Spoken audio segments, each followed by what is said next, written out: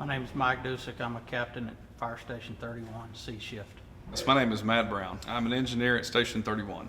My name is Craig Gowdy. I'm a firefighter here at Station 31. My name is Cody Smith. I'm an engineer at Fire Station 31. Brandon McCullough. I'm a firefighter paramedic at Station 14 on 8. On February 11th, 2021, I was waiting to go home, waiting for relief, as we call it. I was driving the engine that morning when we got the call to respond to what is now being called the biggest pileup in the state of Texas on I-35. So on the morning of February 11th, we arrived on scene to what became known as the Pileup on the southbound expressway. From the perspective of where we were, you could just tell it was a solid wall of vehicles as far as you could see. And the first thing we had to do was to start to figure out what we had in front of us and how many victims we had and what could be done under the circumstances we were in. I was one of the firefighters on Quint 31. We were the first ones to the pileup, and my role was something like that you really don't know until you get there. Was initially the incident commander on scene. That's the way we operate. The first truck company or Quint company officer is command until he's relieved by chief officer. On the morning of February 11th, we responded out as part of the recovery and mitigation efforts for the accident. Got the call, or the tone for the call that morning.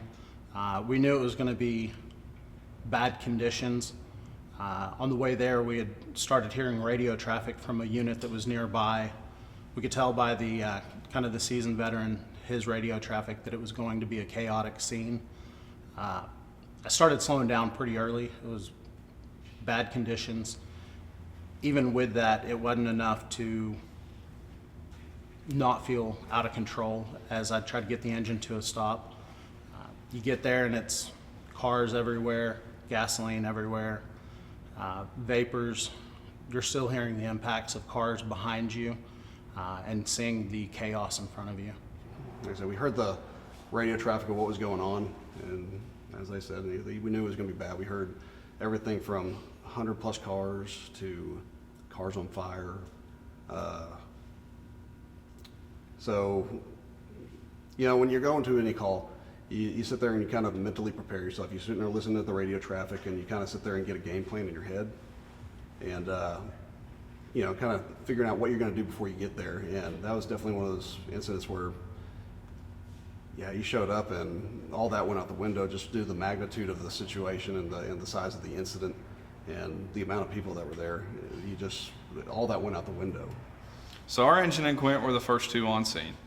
And obviously we had been kind of prompted on the way there by a captain from 19s who was witnessing it unfold. And you could tell by the sound of his voice that what we were going to was pretty serious.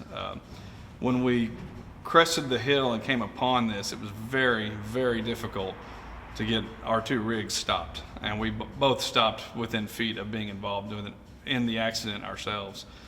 Something that was tremendously helpful was the Saginaw Fire Department, who was behind us by a few miles. They decided to shut the highway down, and that stopped it from being even bigger than what it already was, because it was still occurring even after we had come to a stop. So that was incredibly helpful. We got off the rig, and first thing I think most of us did was looked upstream, because there were still cars hitting around us.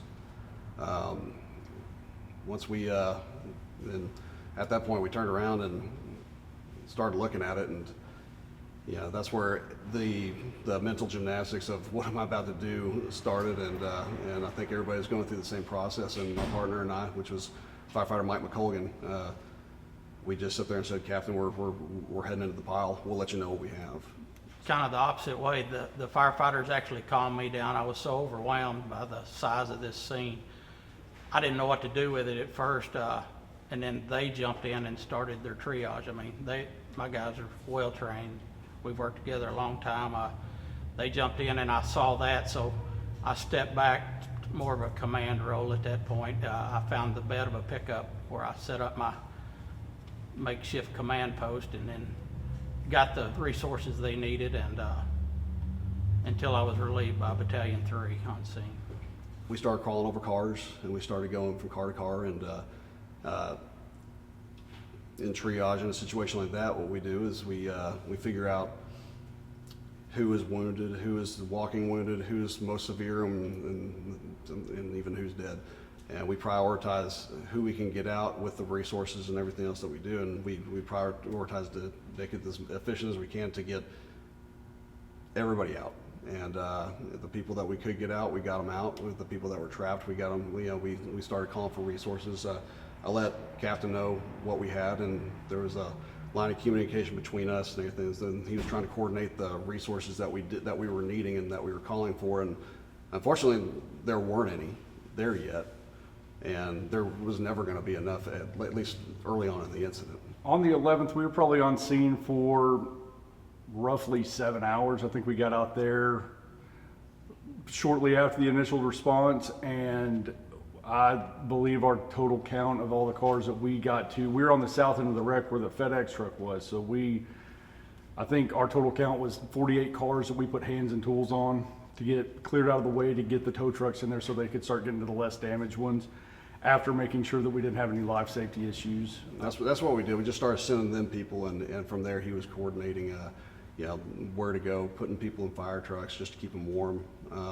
We were having to, in our particular area though, we had a few people that were entrapped. One young lady, she was a nurse, and her hand was caught between the door and the roof of her car. And it was because I guess she was trying to get out, and the car started hitting it, just smashed her arm. And Mike and I, we called for tools, but we couldn't get any. So from there, we called for hand tools. So we got Engineer Brown. He brought us a rock bar and a Halligan bar, and we were able to we couldn't get her completely free, but we at least got her hand free to where, it was inside the car, was no risk of, like getting frostbitten, because that was the concern of ours.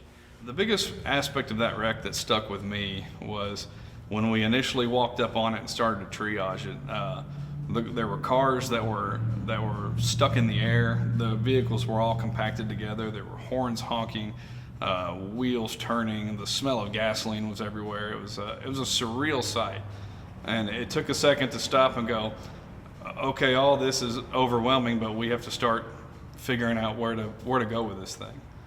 And that's what we did, and that's what you pay us to do. I think a reason a lot of people get into this job is to help people, and so that morning we were able to help quite a few people. A story that sticks with me is kind of not knowing the outcome of a lot of people that were there to help that morning. One particular individual, her car was smashed, damaged, went outside the playbook a little bit and climbed into a car that not necessarily sure of and how it went, and me and the crew that I was working with that morning were able to get her out of that vehicle, and by happenstance there was an ambulance that was out of the service headed to the hospital. They stopped, we were able to load her up, and not knowing the outcome of that kind of sticks with me. Of it, we did find probably the most entrapped individual I've ever seen. That was literally underneath the FedEx truck, and it was Mike that initially saw him, and all you could see was the top of his head, and we just assumed he was dead. And I told Mike I was going to go check it out, so we did. And I'll be darned if the guy wasn't talking to me. And he was alert. He knew what happened. He remembered how it happened, and he was able to talk to me. And that was probably the craziest thing. 'Cause I've never been in a situation where I've sat there and talked to a guy that needed to be rescued or cut out of a car, and I had to tell the guy, listen, man, we know you're here. I cannot help you. I don't have the stuff or the people to get you out, but there's other people that I can. So I'm going to go help them, but we know you're here and we're coming back and we're going to get you out. One of the stories that really sticks out to me from that day is during the secondary sweep that we did, I believe it was a green Toyota truck that we just happened to be looking in. I poked my head in there and saw a tail under a seat and crawled in there to see if there was a viable patient at that point, and there was a German Shepherd up under the seat that we were able to get out and hand off, and that was a light takeaway from that day, because there was a lot of dark ones from it, but that was a good one, so a win for us. I don't know of a thing we would do different. It was a good learning experience, and we talked about what went right, what went wrong, what we could do better, and I think we did all we could that morning.